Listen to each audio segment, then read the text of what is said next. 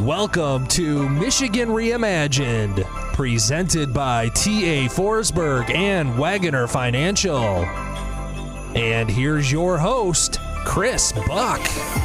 Regardless of what side of the aisle you sit on politically, I think we can all agree it's important to be as educated in civics as we possibly can be.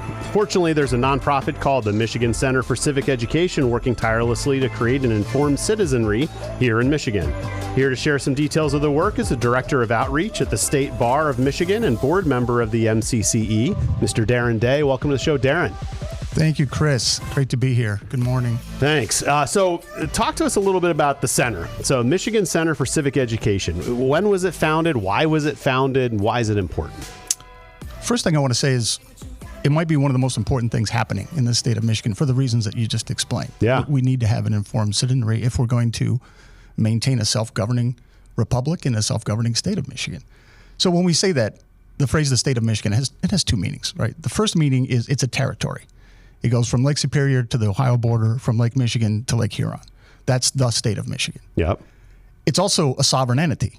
It's the state government, the court system, the county governments, the local governments, law enforcement, probation officers. That world is the state of Michigan. So in any territory that has humans in it, you're going to have disagreements, conflicts, disputes, troubles, and the sovereign within that territory needs to address that in some way. And frankly, there are only three options. There's a trustworthy, reliable, dependable, understandable legal system. There's a legal system that's not trustworthy and reliable. And then there's violence. Right. Those are the three options. Okay. Thankfully, the state of Michigan and the entire United States has a long history of option A. Right. We have a trustworthy, reliable legal system that helps us resolve disputes, enforce our contracts, deal with criminal issues, help support families, resolve disputes, so on and so forth. And that's been true for a very long time, thankfully. But that cannot be maintained without a constant refresh, without educating the citizenry and getting young people excited about participating in that. And I think that matters not only for the pros that run that system, like licensed attorneys and judges and probation officers and court clerks and those folks, but it's even more important, I think, for the butchers, bakers, and candlestick makers to understand all that stuff so that we can be a self-governing entity and continue to be. So just like I said, sovereigns have three options, right? Quality legal system, not quality legal system, violence. Humans have only two options, right? We can either govern ourselves or be ruled by others. And I think a great example of that is if you think about a 6-year-old, right? A 6-year-old kid that understands the rules and plays within the bounds and colors within the lines can have the run of the house for the afternoon, do whatever he or she wants. A kid that can't do that, parents control him. Right. It's the same thing, I think, with the polity, with the citizens of Michigan, with the citizens of the United States, with the citizens of the world. That if we can govern ourselves, we don't have to worry about being ruled by somebody else. So that's the fundamental reason why, in 1983, we created the Michigan Center for Civic Education to make sure there was a pipeline so that there were young people that understood all these things. Some of them went to law school or will go to law school. Some of them will be butchers, bakers, and candlestick makers, as I mentioned, but all of us need to understand how the system works, what the government is about, and how it's different, and in my opinion, better than England in 1775 or, frankly, any other place that's ever existed on the planet. Got it. All right. So now who are you? So my name is Darin Day. As you mentioned, I'm Director of Outreach for the State Bar of Michigan, and great segue into how the center was founded. So in 1983, 5 entities came together to create the Michigan Center for Civic Education. Okay. First on the list, just because I work there, is the State Bar of Michigan. We are an arm of the Michigan Supreme Court. We are the entity that licenses all the attorneys and judges in the state and provide education and other support programs. Long story, we can talk about that some other time. But State Bar of Michigan is number one. Number two, the Oakland County Intermediary School District, or the ISD. That's the biggest and most populous school district in the state. Number three, the Michigan State University College of Education. Okay. Number four, the State Department of Education. And number five, the Michigan State Police. So those 5 entities came together in 1983 and created the Michigan Center for Civic Education to ensure that we have some system for educating young people and inspiring them and giving them a pipeline for all the things that we just discussed about the principles of being a self-governing state. Got it. Okay. So outside of this, what does your day-to-day world look like? Because you have a day gig that is That's not right. just the center, but you serve on the board of directors for the center. That's, well, sort of. Okay. So the State Bar of Michigan has a seat at the Michigan Center for Civic Education because we're a founding entity. Okay. And some human being has to show up at the meetings, and that's me. But it's not the Darin Day board seat, it's the State Bar of Michigan board seat. Yep. So when I'm not working with the center and working on civic education matters, I have other responsibilities at the State Bar of Michigan, which essentially involve educating and supporting practicing attorneys and judges. Okay. So my day job, Monday through Friday, is supporting the adults that are already in the system. But my true passion and where I like to spend my time is helping high school students, college students, law students, and sometimes junior high students to get into that pipeline so that one day I can work with them when they're grown up, adults and attorneys and judges. Got it. On your side of the bar, right? That's right. Right. And not as criminals or Actually, I haven't practiced law or represented a client in 8 years. Got it. But you are a licensed attorney. I am a licensed attorney. Have been for 24 years. Practiced for a very long time. 16 years actually. I practiced, and now it's good to have that background. But I don't practice law in any traditional sense. I just work with people who do. Got it. Okay. Well, I want to give a tip of the cap to my friends at Wagoner Financial. Are you ready to make smart financial decisions? Wagoner Financial offers a proven process for financial transformation, empowering individuals at all stages. Whether you're just starting out, nearing retirement, or anywhere in between, stop feeling unsure about your financial path. Wagoner Financial can help you undergo a financial transformation, so you should schedule a consultation today to discuss your individual needs and discover how Wagoner Financial can guide you by visiting wagoner-financial.com or call them at 517-853-3367. So you're part of this group that wants to make sure that this education is being deployed to our students and younger folks. You mentioned high school first and foremost, and then went to college students and people in law school, and then backed into every now and then junior high. So talk to me about how, what's your goal? What are you trying to accomplish, and why have you kind of chosen that age band to try to fan the flames of excitement in this endeavor? I suppose if I were starting from scratch and designing my own civic education system, it might not be exactly what it is. Okay. But I'm no fool. If there's an existing infrastructure that's working, why mess with it? Right. So I've plugged into this thing that's working extremely well since 1983. And there are two programs that are focused mostly on high school students that I think are the most powerful and yield the most results. One of them is called High School Mock Trial. Okay. And one of them is called We the People. And both of them are mock experiences, right? Mock trial is pretty obvious. It's literally a mock trial. Okay. We have a case with a set of facts, a plaintiff and a defendant, or a prosecutor and a criminal defendant, depending on whether we're doing a civil case or a criminal case in any given year. We have judges, juries, witnesses, all the stuff you'd expect. And we teach the kids how that system works and why it matters. And one of the things that I like to say to the young people that are involved in this is justice is one of the most difficult words to define in the world. I mean, everybody has a different idea. You might even say half the people that ever went to a court think that there's no justice because they lost. So right? Right. So the best that we can do, I think, is have a system that everyone says, okay, I got a fair shake. I understood the process. I was taken through the process, and I'll live with the result because I trust the process. That's the best we can do, right, in terms of justice. And so this is a way to introduce young people to that concept by taking them through it. So why are certain things allowed into evidence and certain things are not? Why can witnesses talk about certain items but not others? And it's all about reliability. It's all about trustworthiness. It's all about trying to get to something resembling the truth in a just outcome in the best way we can, given that we're flawed human beings. So we teach kids that entire process from beginning to end. Opening statements, direct examinations, cross-examinations, closing arguments, the whole process of a trial. We the People, similarly, is a mock legislative hearing. So the young people have a textbook where they study the Constitution in depth in a way that I think is really quite brilliant. And it comes from the National Center for Civic Education. We just rely on their text. It's really good, and it's been around for decades. So the kids study the text, and then they give an opening statement on, each team has a chapter. Like I'm the Unit 1 team, the Unit 2 team, Unit 3, whatever. Okay. So let's say I'm a judge, and I'm going in and seeing a high school team that's the Unit 3 team from, let's say, Waverly High School, which is my alma mater. Yeah. And they'll give a 2-minute opening. Unit 3 means blah, blah, blah, blah, blah, blah, blah. And then after they make their opening statement, then the judges ask them, just like a senator or a rep would interrogate a witness in front of a legislative hearing. And the young people have to respond to the judge's questions, and then we score them on their opening statement, on their ability to answer the questions, on the team's participation. It's not just dominated by one young person, but it's the team effort. And in both Mock Trial and We the People, it runs like if you had a debate club in your high school, you recognize this. If you played sports, you'll recognize this. We have regional tournaments with winners, they go to states. And then the winner from states, we have a national championship for high school mock trial and a national championship for We the People. Wow. And so it runs like any other competitive high school program, extracurricular competitive program, but it focuses on learning what a trial is and learning what it is to be a witness in front of a legislative committee, but more importantly, what the Constitution is, because the content of We the People is really understanding the Constitution in order to present on it and answer questions about it.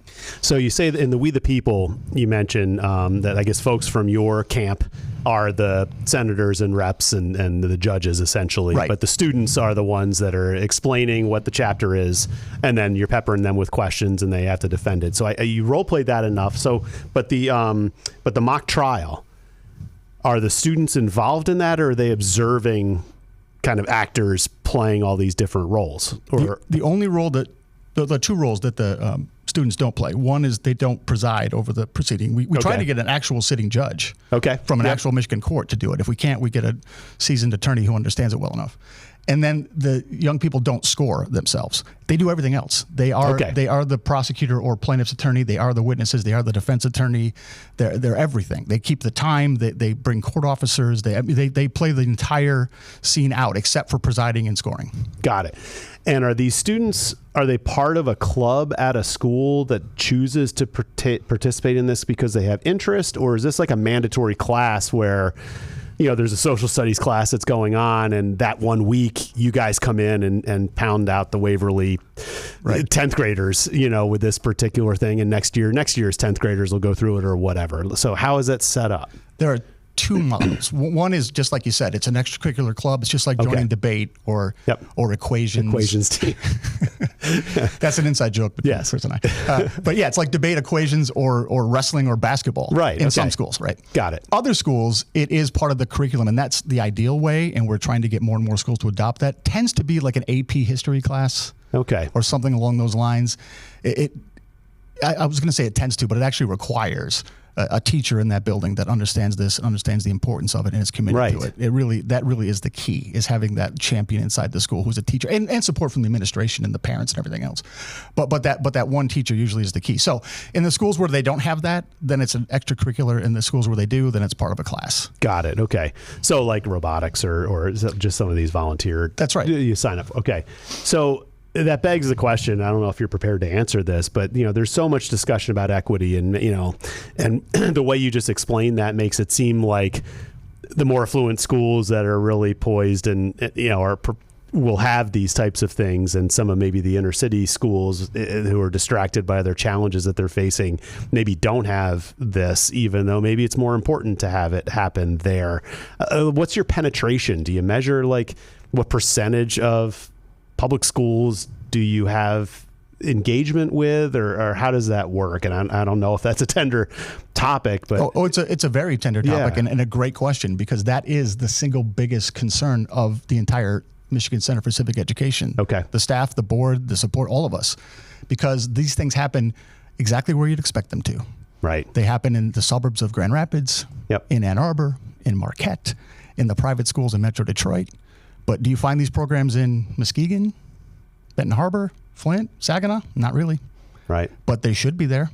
Right. And with the support of your audience, maybe they will be there. Right. Because clearly, I have to believe that your board and you know the spirit behind everything you're trying to accomplish isn't certainly targeting that penetration. I mean, you want to be everywhere you can possibly be. Yeah. You just occasionally reach closed doors and people that are like, we don't have the bandwidth. Well, you identified it. There are certain places that the challenges are so great that they don't have the bandwidth to think about things like this. But to me personally, and I think I can speak for the center when I say this, that matters more to us, because it's unlikely that a person going to high school, you know, in Kentwood is going to have trouble getting to college and finding a career moving forward. Like, they just tend to. That's what happens there. Right. But there are other communities in the state where it's rough, and we want to engage those people just as much or more so than anyone else. Going back to my original point about butchers, bakers, and candlestick makers, I'd like every young person in the state of Michigan to understand their role as a voter, as a potential juror, as a potential witness in a legal matter. respecting the legal system and thinking that the outcomes are just because the process is just, like all those things will make Michigan a stronger place. And not that we're against all the great schools that are involved. In fact, we love them. They're terrific. We love their parents, their volunteers, their coaches, their teachers. But it would be great to have these programs in the kinds of communities that we're talking about right now. Right. So the goal obviously is to educate. Right. And have everyone kind of wander through these two, the mock trial and the We the People, just so they have faith in the system. Right. Secondary goal, I mean, is there, are you trying to, instill a passion that people would want to pursue the continuation of this education and go into law or in some manner? I mean, is that an overt hope that you absolutely do? Absolutely. Okay. That is a critical thing. We can't not. All right. So there are two things that are necessary to maintain this self-governing system that we have. One is an educated citizenry across the board. Everybody should understand the basics. How does the Constitution work? What's the difference between a state government and the federal government? What's the difference between a county government and the state government? How do courts work? Everyone should understand that, right. And everyone should vote and serve on a jury when the opportunity arises and so forth. That's the number one goal. Number two goal is that system won't exist without lawyers and judges. So somebody has to go to college and then law school and then get licensed by the State Bar of Michigan. Thank you very much. Right. And practice law and serve on benches and run for judge. Like all those things are necessary. But first and foremost, it's about an educated citizenry across the board. Right. So how do how are you organized as an entity? How is the center financed and how does your outreach go? And how do you guys operate as an entity? So it is almost all volunteer. We have two people that are paid an embarrassingly tiny amount of money to spend a fraction of their time supporting the program. Everyone else is a volunteer. Okay. And there are two sides of the house. There are the people that come from education. Some are actively teachers or administrators in school districts now or retired, and they really understand and plug into that system. And then the other half of the house is the legal side. Okay. People like me who know the lawyers and the judges and how that whole system works.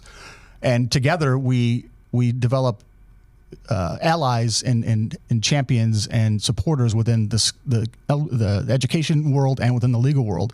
Where we're not getting a lot of traction is in the world outside of those two places. And that's one of the reasons why I'm here. Right. Is to talk to you and your audience about, hey, even if you're not involved seriously in the education system or the legal system, if you're just a person who lives in Michigan, but you have resources, time, money, energy, interest, passion, we would love to tap into that because we do need that broader support in order to keep this thing going and grow it. And what would those people do? I mean, obviously, money has got to help. But you talk about energy and time and passion and volunteerism and things like that. If I were to say, hey, I'm in, I can give you a chunk of my time or whatever. We'll talk about money later on. But what would you have me do? So I would offer, if it's time that you're willing to give, I would offer you a variety of options. You can go into a school and actually help coach and teach the team. You can judge you can get some training first, but then judge the program. You can be a timekeeper, a scorekeeper. You could be a pretend court officer who just, hear ye, all rise, that kind of game. But then you're there all day watching the kids do their thing. There are all kinds of places that you can plug in. Obviously, donating money, helping us raise money is fine. Helping us recruit more volunteers is another thing. One of the messages that we give routinely is, hey, we're not just asking you, Chris, to come and help out. We're saying, hey, what about your friends and neighbors and your family? And what about your alumni group from college or whatever, or Facebook group or whatever you have? Can you let people know this is happening and have them get in touch with us so we can expand the number of people that are supporting this financially and with their time? Right on. Okay. So what does the calendar look like? I mean, are you in a different district every week, or do you have teams of people that are scattered around? You mentioned like Marquette and Flint and Saginaw and Grand Rapids and Detroit, and yes. So you have a big geography you're trying to cover. So, how does that all work? So the season for mock trial and for We the People start basically when school starts in the early fall. But the state championship for We the People culminates in January. In a state championship in Lansing normally, either somewhere in the state government complex or sometimes at MSU Law. We have different venues where we go. And then that will be the crowning champion of We the People will be in January, and that team will go on to nationals. Wow. Which will be in March in wherever, I can't remember where it is this year, but it's somewhere not Michigan. Then the mock trial tournament has already started, and there are regional contests happening now. And the state championship for mock trial will be in March, and that is always in Lansing and has been for several years at the courthouse here, right downtown. And that's where we'll crown a state champion for high school mock trial, and that group will go on to nationals. So it tracks.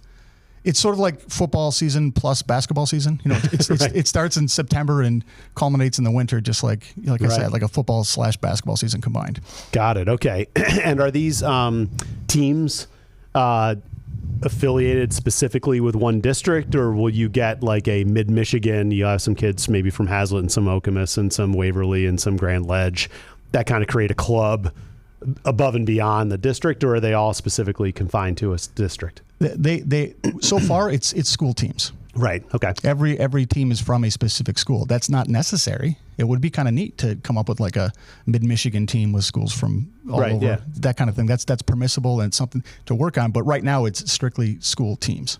Got it. And I kind of nibbled on this before, but like, what percentage of districts would you say participate and have a team like this? I mean, I'm not necessarily pinning you down on a number, but if you've got, I'm just thinking mid-Michigan, we must have 20 districts between St. John's and Mason and I don't know, whatever, Williamston and Grand Ledge being our boundaries. Are 5 schools participating, or 2 schools, or? So that's one of the challenges, Chris. Yeah. So here we are, the center of the state, the home of the state capital, Yep. the home of 2 law schools and a major research university, and we have almost no participation. Huh. The schools are from Metro Grand Rapids, Metro Detroit, Ann Arbor, and Marquette because it's a college town. That's the footprint. And boy, would I love that as a Lansing native. I would love to see some of that action happening here at Waverly, especially because that's my alma mater. Yeah, right. You know, Catholic Central, Sexton, Everett, Right. You know, Eastern, Hazlitt, East Lansing, Okemos, any of those places. So it's really underparticipated. And Yes. and is it just districts understanding and bandwidth, and are they hearing the whole story and saying no generally, or is it still? I mean, because 1983. I mean, it's been a while since guys have been operational. Yeah. I'm just surprised that you don't have more people. It seems like such a It's a club. I mean, you know, in a lot of cases, it's a group of people that have this kind of interest, and it seems like this would be interesting to kids. So reason one is just lack of resources and a skeleton crew. Those 2 people that get that embarrassing little amount of money to spend half their time or less on this, they've only been around for a few years. Okay. From 1983 until, I'm going to say 7 years ago, it was one person doing it as a volunteer with no compensation out of her home in Grand Rapids. That went on for decades. So the fact that it exists at all is something of a miracle. Yeah. So that's number one. We don't have the bandwidth, don't have the resources, don't have the people to make that happen. The second, and you anticipated this with your question, is when people hear the story, they don't close the door. They say, how can I do this? We, the school, don't have the resources, the time, right, whatever it is. And it's frustrating to people. I mean, I've never heard, not once, someone go, I don't even like this idea. I don't even want to hear anymore. Never. It's always, that's amazing. I wish we could make it happen, but we can't.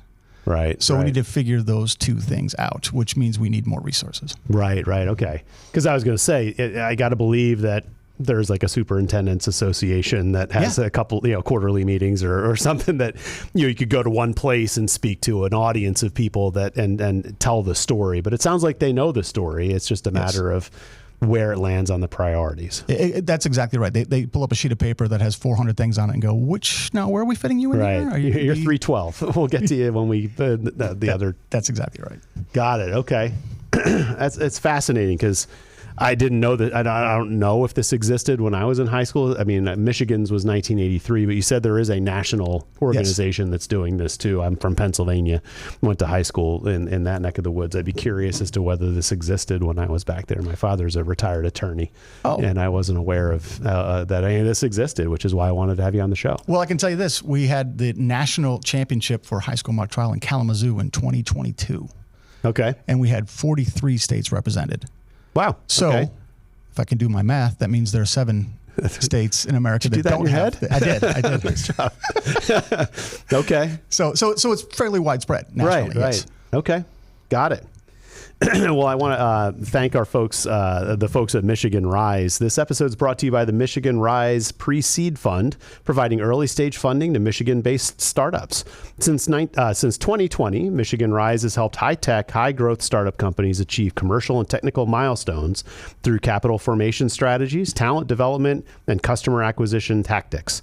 With financing options for every stage of the entrepreneurial journey, Michigan Rise significantly increases the impact of new ideas and research. Visit www.michiganrise.com to discover how Michigan Rise can help fuel your startup's growth. Michigan Rise is supported by the Michigan Economic Development Corporation and the Michigan State University Research Foundation. MichiganRise.com. So you're in season now, right? Yes. All right. And so we're recording this in early December of 2024. So what exactly is happening? Different schools are having these are they after hours? Are they weekends? Do you get deployed? Are you part of these? Do you travel the state and do that stuff? Or who tends to be the folks in these rooms? Yeah, yes to all of that. In fact, when I leave here, I'm going to go right over to the Hall of Justice where the Supreme Court sits, and I'm going to be participating in a high school mock trial clinic. Okay. Teaching the teachers and the coaches and the parents about their role and how this thing, and hopefully there'll be some students there. I haven't been there yet. They started this morning, but I'm here and I'll be there after this. And then we have volunteers that are going to be in, I think, 4 other places in the next week to do the same thing. Metro Detroit, Ann Arbor, Grand Rapids, maybe Kalamazoo. Okay. But yeah, so we're in that part of the season. The regional tournaments are starting quick. And then we're going to culminate, as I mentioned, in the state championship for We the People in January, and then the state championship for high school mock trial in March. Got it. We're in the midst of it right now. And so how is the judging? How does that occur? Like, how do you split hairs between who nails it and who doesn't? I mean, is there what does it take to be impressive and to be better than the other guys? That's a great question. It's probably different for every judge. And unfortunately, the young people probably suffer a little bit when I judge because I have kind of a high bar since I've been practicing law for so long, and I have a different, like, hey, that's not exactly how that's supposed to go. I try to calibrate. Okay. but we have well thought through criteria and score sheets. Right. And every element of the process has a score from 1 to 10. Okay. And typically what we tell judges, especially first time judges, is assume everyone gets a 5. If they show up, they're a 5. Okay. And then you calibrate from there. Are they a little bit better than you hope? That's a 6 or 7. Are they way better than you hope? That's an 8 or 9. And then I think in all the years I've done this, I've given out a 10 maybe 4 times. I mean, the idea that you can do this perfectly. I mean, not even grown adults with tons of experience can do this stuff perfectly. So I'm a little stingy with my 10s. But it is pretty subjective. But we also have multiple judges for everything so that it's aggregated. Like no team has ever gone forward or not gone forward because of what I thought about them. I'm just one data point among lots of others. Right. That's how we do it. Okay. And then so you talk about volunteers. Are there other people you want to give a tip of the cap to, like sponsors or partners that help you make this all happen? Because these nonprofits clearly have a board of directors. You have some semblance of funding. You talk about these couple of people that are out there, receiving a paycheck as employees. Right. But usually there are other people that help you make this go. Yeah, I would hesitate to name those names, but I can tell you this, that the funding tends to come from individual donations thus far. Yep. We've taken a couple of shots at foundations and even asked the legislature for some support in the past, and we will do that again. Okay. And in fact, if anyone listening to this has any leverage in that regard, I would love to hear from you. Got it. How can people find out more? Where talk about websites and... Sure. The place to start is the Michigan Center for Civic Education. You can Google that, and the website is miciviced.org. So the letters MI, Civic, CIVICED.org. miciviced.org. And then my email address is dday@mishbar.org. So that's dday, MICHBAR.org. Perfect.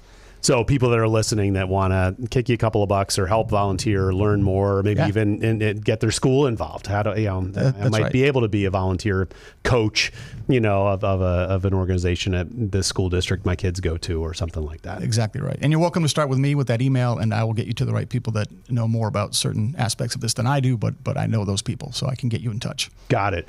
And do you have much of you've been around since '83.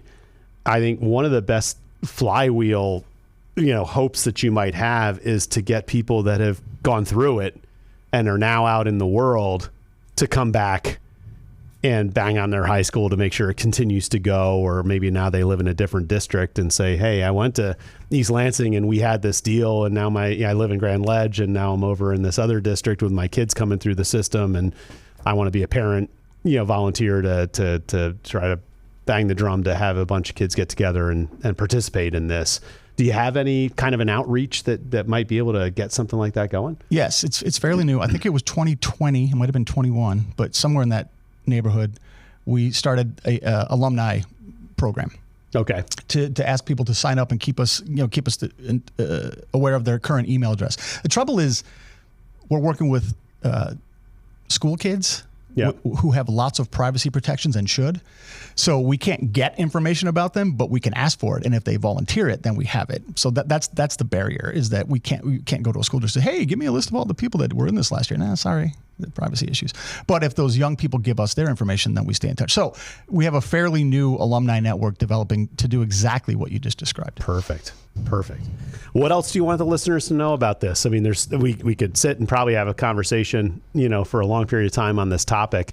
But if you had to kind of boil down your call to action for my audience, what would you like them to know, and what would you like them to do?